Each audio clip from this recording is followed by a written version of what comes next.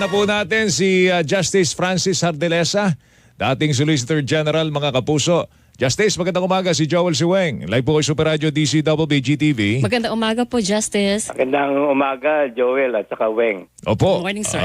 Ano bang panukat po ninyo doon sa kasalukuyang postura ng Administrasyong Marcos dito po sa ating problema sa West Philippine Sea? Well, ay kinakagalak ko na may bagong executive order ang Pangulo na pinapalawak ang gagampanan ng National Security Council natin. Subalit, sa pananaw ko naman, at ito naman ay nailahad ko na sa inyo sa dati na sa aking palagay ay kailangan magsampa ng bagong kaso. Oo. Sapagkat ang pagtatalaga ng mas malawak na gagampanan ng executive order ay mahalaga din. Pero walang kung pag-aaralan lang natin ulit ay sa palagay ko walang marating yan na makabuluhan ba na Opo. Itong sinasabi niyong bagong kasong dapat nating isampa ulit. Saan po ito ulit? Doon sa United Nations Convention on the Law of the Sea ulit? Okay, tayo po ay sumampa noon, nanalo na tayo more than 7 years ago ata. Arbitration po, Justice. Arbitration. Ngayon, ang una nating sinampa ay humingi ng paglilinaw ng ating mga karapatan. At tayo ay nanalo na ng malaki, ng malaking pagpanalo doon. Malinaw na, for example, ang China ay nagbabiolate ng ating mga karapatan sa kalikasan, no? Sa kanilang paggawa ng mga artificial islands. Subalit walang danyos, walang damages. Yun ay dapat ay may follow up natin. Bakit? Ngayon ako ay nananawagan na sa kay Pangulong Aquino at Pangulong Marcos. Nailahad na ang magkano ang ginastos ng Pilipinas sa pagdulog ng first arbitration natin sapagkat hindi po maliit na halaga, milyon-milyon na peso. Ngayon ang Pangulo sana ay ngayon na nagbigay na nga siya ng bagong utos. Kung alam mo lang Weng at saka Joel, kung malaman mo ang ginastos natin, sayang na walang follow up kung ika nga, no? Kasi malaking gastos natin and then malaki din ang panalo natin. Ngayon, ang linaw-linaw na sinabi na ang China ang responsable. Hindi lang yung wala nang haka-haka kung sino, kung baka sundalo lang. Sinasabi in black and white. China ang Republika ng China ang responsable. So dapat po, Justice, yung ating panalo sa arbitration noon, may follow-up tayo para kumulekta tayo ng danyos. Ganun po ba yun? Based on the same decision ng arbitration panel, ganun po ba yun? Ganun kasimple, Weng. Ngayon, panalo na tayo. Opo. Ngayon, hindi naman basta-basta na question na panalo na tayo. We have to file a new case. Kasi we have to, ang sabi nga, i-quantify natin kung magkano ang danyos natin. Pero pwede po ba nating isama maliban doon sa naging desisyon ng arbitration doon sa una nating panalo? Itong mga series na mga paglabag ng China matapos na manalo tayo sa arbitration. Pwedeng isama natin yun, lahat na yung gawin natin siyang basis ng bagong kaso para isang buong danyos na ikunin natin sa China. Ngayon, maganda na tanong yan. Kasi ang dinulog natin na kaso ay paglilinaw lang. Opo. Okay. Ngayon, remember, Weng at saka Joel, nung dinulog natin ang kaso na yon ay mayroon ng mga insidente. Mayroon ng, kung babasahin mo yung desisyon ng arbitral tribunal, ay parang panaginip na nauulit. Bukod lang, wala lang ng water, meron ng water cannon . Wala lang ng laser, laser. Oo. Kasi ang laser, I think, bagong development lang yan. Mhm. So lahat ng mga water cannon, sinabi ng illegal yan eh. Ngayon, may isang teknikalidad lang kasi ang namamahala sa pag-atake na using water cannon ay Chinese Coast Guard at saka Chinese militia. Mhm. Civilian. Civilian. Ngayon may isang paragraph lang doon na sinabi nila kasi ito ay military operation. Mhm. So kung military operation, hindi yan kasali sa jurisdiction ng UNCLOS.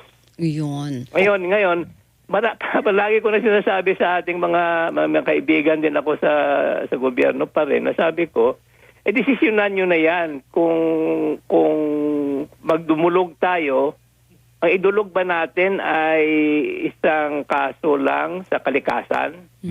Because yung kalikasan, walang question. Walang question. Now, ang insidente sa Ayungin ay may issue kasi baka sabihin na Military nga. Military. Kaya lang sinasabi ko, tingnan niyo maigi, isang paragraph lang.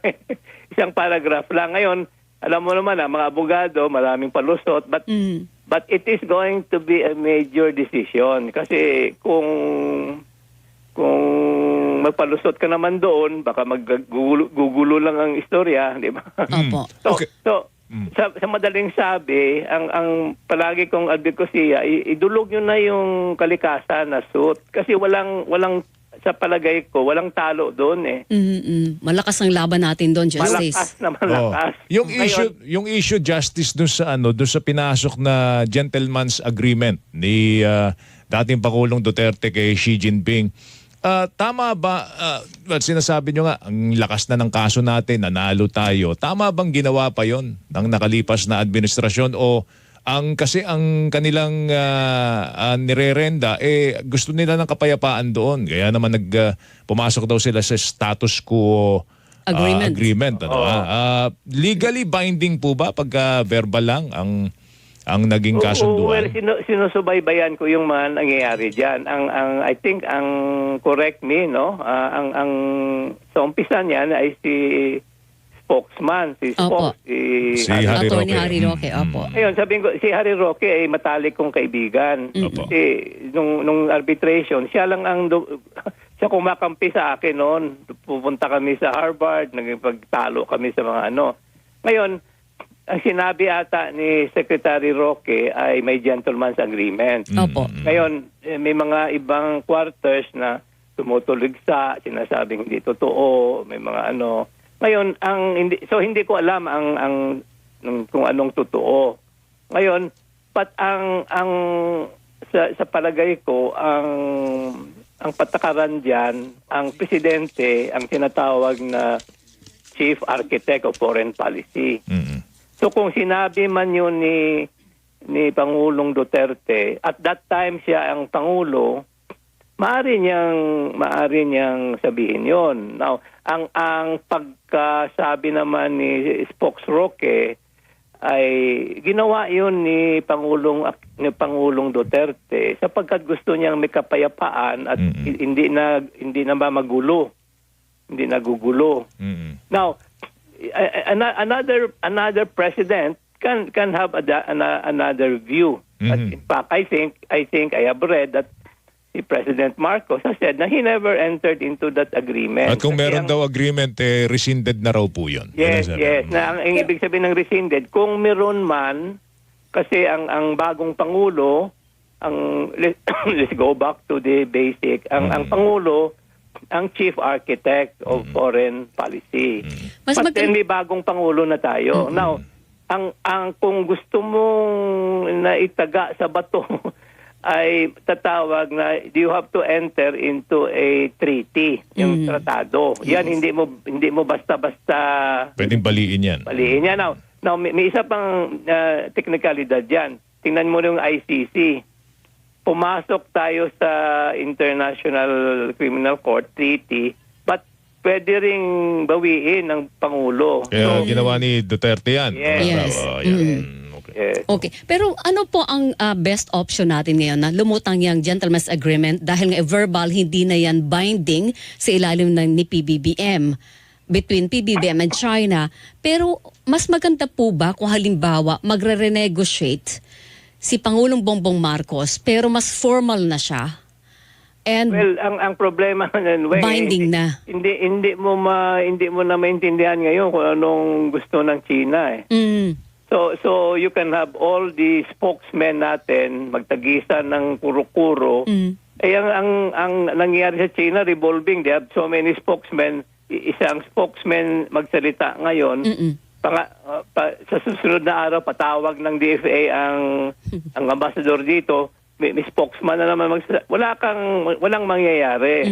Kaya ang sabi ko, kung dumulog na tayo sa korte, pabayaan mo na yung mga spokesman nila, after 3 years, meron na tayong panghawakan. Now, for example, kung mag-file ang Pangulong Marcos ngayon ng suit over the environment, ang ebidensya natin ay yung pinanalo na natin. Ang measure ng damages, siyempre may bago tayong ebidensya. Ngayon, billion ang judgment diyan. Ngayon, mag-usap kayo ng China, but may hawak ka na billion na judgment. Pero Justice, kung yung original na decision at panalo natin hindi ginalang ng China, anong guarantee kung halimbawa manalo tayo sa second case kung kanilang gagalangin at magbabayad sila ng danyo sa atin po? Okay, sa international law, merong patakaran katulad nito. Na-remember mo yung Weng, yung suit ng may mga Pilipino na sa Brunei? Oo. Pwede kang dumulog sa international court and then pag nanalo ka, ay ikaw ay i-remate mo yung mga foreign assets ng China. For example, pumunta ka sa London, pumunta ka sa New York. Yun, i-execute mo doon. Tawag no, execute. Okay, Pwede pala yun. pwede naman sigurong i-write off na lang natin yung utang natin sa kanila. Sabi ni Justice Carpy, pwede daw po yun. Pwede daw po, gawin bawas yan. utang. Ay, yung ayaw ko ng mga write-off kasi may bahid na politika na. Parang sabihin naman ng China, nakakaso lang kayo para may write-off. Ang dapat Execute pagkaso na lang. tayo sapagkat may for example, ang ginawa nila sa mischief reef, atin yan. Ngayon, very clear ang decision ay ang environmental degradation doon, ang pagkasira ng kalikasan, hindi Ngayon, dapat ang managot ang responsibilidad noon. Hindi na because may utang tayo, then i-write off mo. Okay, sige po. Okay. Matatalo tayo diyan. Okay. Sabihin ano ba kayo mga Pilipino? It's a matter of principle na ang environment, yun ang Mga manunuba. Justice, salamat ha. Salamat sa oras mo. Mag-ingat ka. Thank you. Pinayaman yung utak namin ngayong umaga. Thank you po. Thank you, Justice. Mag-ingat Ingat kayo. po. Si dating retired Justice, Francis Hardelesa, dating Solicitor General. Siya rin nagpanalo. Yes, kasama doon sa buong team. sa ating arbitration Oo, case. totoo yan. Alright.